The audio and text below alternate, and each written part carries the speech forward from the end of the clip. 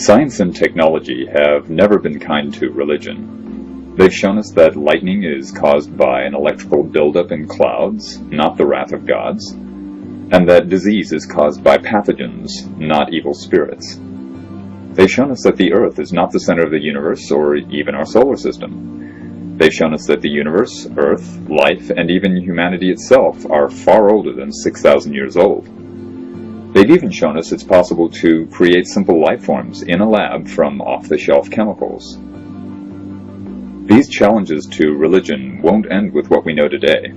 Certainly we'll continue to find additional fossil evidence sorted by evolutionary lineage, and we'll continue to not find a single human fossil in the Jurassic. But we are currently in the process of developing new technologies that will radically alter society and bring new challenges for everyone, most especially the religious. To understand what's coming, it helps to understand a little backstory. In 1965, Intel co-founder Gordon Moore noticed that the number of transistors that could fit on an integrated circuit was doubling every 2 years. This Moore's law is why computing power continually increases while prices drop. In 2001, inventor and futurist Ray Kurzweil published an observation that Moore's law can be extended over 100 years into the past with surprising accuracy, from integrated circuits to transistors to vacuum tubes to relays to mechanical calculating devices. Furthermore, Kurzweil noticed that the rate of change itself is increasing, such that today the doubling occurs every year instead of every 2 years. And he noticed the same pattern occurs with many non-computer technologies, such as bioengineering and robotics. He called this rate of technological change the law of accelerating returns. Our minds are designed to think linearly, and we don't perceive exponential change very well. So let me put the concept into perspective. When the Human Genome Project began in 1990, it was expected to take 15 years to complete. Skeptics doubted the project was possible, and they appeared vindicated when, after half the 15 years had passed, only 1% of the genome had been completed. But they hadn't taken into account the exponential growth of technology and didn't realize that the project was actually right on schedule. And in fact, it was even completed a couple years ahead of schedule. Projecting the law of accelerating returns into the future results in even more profound change.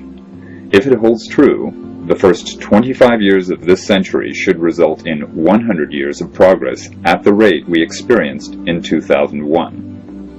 At that same rate, we should experience 20,000 years of progress during the 21st century alone. Think about that for a moment. 20,000 years of progress in just 100 years. So what will such rapid progress mean for us? Well, by the year 2020, we should be able to purchase computers with the equivalent computing power of the human brain for about $1,000. By 2030, the same price should purchase the computing power of 1,000 human brains. Also by then, we should have successfully created artificial intelligence from scratch or through reverse engineering the human brain, allowing us to run human equivalent intelligence as software. We'll then download that intelligence to robotic bodies. And that leads me to my first future challenge for religion: sex bots. Yes, I mean sex with robots, and a lot more than just that. Although today's robots and sex dolls are still far from human realistic, already we're seeing robots being merged with sex dolls to give them limited sexual behavior. Over time, they will become increasingly realistic in both appearance and action. By the mid-2020s, with the integration of sophisticated artificial intelligence, robots will be able to do anything a human companion can do, and in fact will be virtually indistinguishable from humans. And that will almost certainly lead to a crisis among human relationships. Imagine custom designing a companion who looks and behaves exactly how you like in every way, mentally, physically, emotionally, and who can tirelessly do chores and even work for you. We will fall in love with our robots, even more deeply than we do with humans, because unlike humans, they will provide everything we crave in another person, except perhaps reproduction, but even that will likely come along eventually. If you think gay marriage is controversial, that's nothing compared to the possibly hundreds of millions of people who will want to marry their sex bots. That will force religions that exert rigid control over sex and marriage to change, or they will hemorrhage followers. The manufacturing technology that will likely make such advanced robotics and artificial intelligence possible is called molecular nanotechnology. First postulated in 1959 by Richard Feynman and elaborated upon by K. Eric Drexler in the 1980s, molecular nanotechnology is the manufacturing of complex structures at the molecular level. Sufficiently developed, it would allow the use of self-replicating nanoscale robots, or nanobots, to cheaply manufacture almost any product with perfect precision out of little more than dirt, water, and air, using simple carbon to create materials as strong as steel but with only 1/50th the weight. First dismissed as science fiction, nanotechnology has now gone mainstream. The world currently spends well over $13 billion and publishes tens of thousands of scientific papers on nanotech research every year. While currently still primitive, advanced nanotech manufacturing is expected to arrive within 10 to 20 years, well within most of our lifetimes. So what will advanced molecular nanotechnology mean for us? Well, apart from fundamentally altering our relationships, as I mentioned, it could nearly eliminate pollution and rapidly restore the environment to pre-industrial conditions. And the development of desktop nanofactories should do for material science what computers have done for information technology, allowing us to create essentially anything we want: clothing, furniture, appliances, computers, robots, vehicles, solar panels, even food, making each of us entirely self-sufficient. In other words, wealthy beyond the imagination of previous generations. That should be a major challenge for Christians, since Jesus repeatedly warned how it's extremely difficult for rich people to achieve salvation. But I suspect they'll continue to do what they do now, just ignore it. Something harder to ignore will be another likely benefit of advanced nanotechnology: immortality. Nanobots released into our bloodstreams will not only be able to clean our arteries and repair organs damaged by age or trauma, but eventually they could even restore our DNA to how it was when we were in our 20s, turning fragile senior citizens into healthy young men and women overnight. Religious institutions can handle medical technology deferring death a few years, but put it off indefinitely? What allures an eternal paradise in heaven when life on earth offers essentially the same thing, only without all the divine strings attached? How many religions could thrive or even survive in that environment? They could still warn us that one can still die from accident or violence, so we'd better get right with God, except that sufficiently advanced nanotech will likely allow us to make backups of ourselves. How would that work? Well, if nanobots were to disassemble an object molecule by molecule and record each molecule's precise composition and position, the information could then be used to assemble an exact duplicate of that object. So if we had this process performed each night as we slept, we could store backups of ourselves as computer files. And that brings up another challenge for religion. If we die and are reassembled from a backup copy, what happens to the soul? Does it transfer to the new body? What if there are multiple copies? Does the soul split itself evenly between them, or does each copy get a full soul? Or do copies lack souls entirely? If so, how will we know?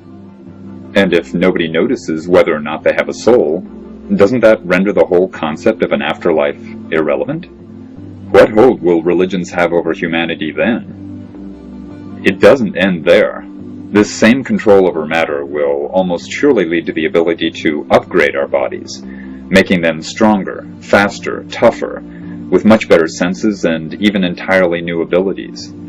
What happens to the image of God as the perfect designer when we can do a far better job than he supposedly did? And if we can upgrade the body, we'll surely be able to upgrade the brain, increasing our intelligence. Smarter people are less likely to be religious. How will religions handle whole congregations that are now bright enough to ask critical questions and actually think about what their scriptures say? Here's something else to think about. If a brain can be recorded to a computer, it can likely be run on that computer.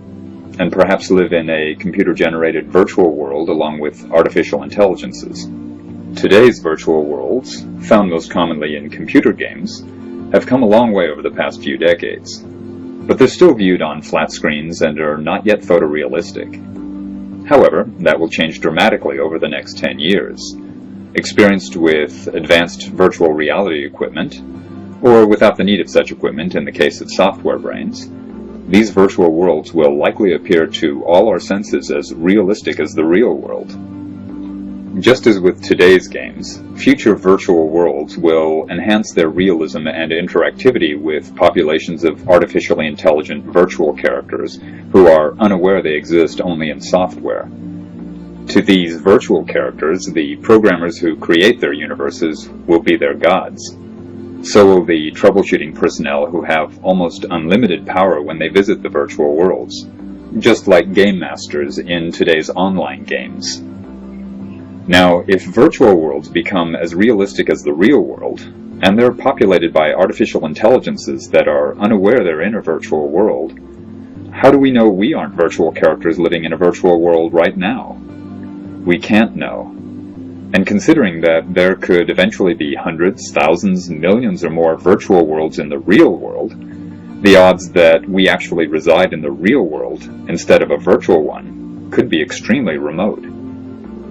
This does make one thing clear as far as religion is concerned. If indeed there is a creator of our universe, and even if he is capable of great power within the confines of our universe, that does not mean he is necessarily any more intelligent or powerful than any of today's computer game designers. This proves that the theistic claim that God must be personal, uncaused, beginningless, changeless, immaterial, timeless, spaceless, enormously powerful, and enormously intelligent, completely false. Even if one were to argue that our virtual world designer must have a God who created him, many current virtual worlds possess theologies and even physics that vary considerably from our world. So there would be no way to know the theology of the real God. The only functional theology as far as a virtual world is concerned would be one the programmer arbitrarily created for it himself. Finally, what would we think of a programmer who not only required the artificially intelligent occupants of his virtual worlds to worship him, but also hid any real evidence of his existence from them, and then, after their virtual deaths, made them suffer eternal pain for not believing in him? Would we think him justified for creating such a world? Or would we consider him somewhere between a pathetic loser and a sick bastard? Think about that the next time you read the Bible. Will all this really happen within a couple decades? Well, unless we run up against unexpected technological roadblocks or a worldwide disaster occurs, it's hard to see how something similar to such a future won't happen. Even if we tried to stop it, it would require a concerted global effort across many scientific disciplines, which would never happen because the potential benefits of these technologies are just too great. But there's a great way for us to find out for certain. Just wait about 20 years and we'll all know one way or another.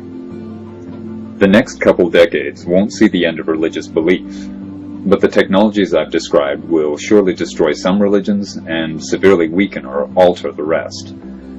And there's one more piece of good news. We should finally get our jetpacks and flying cars.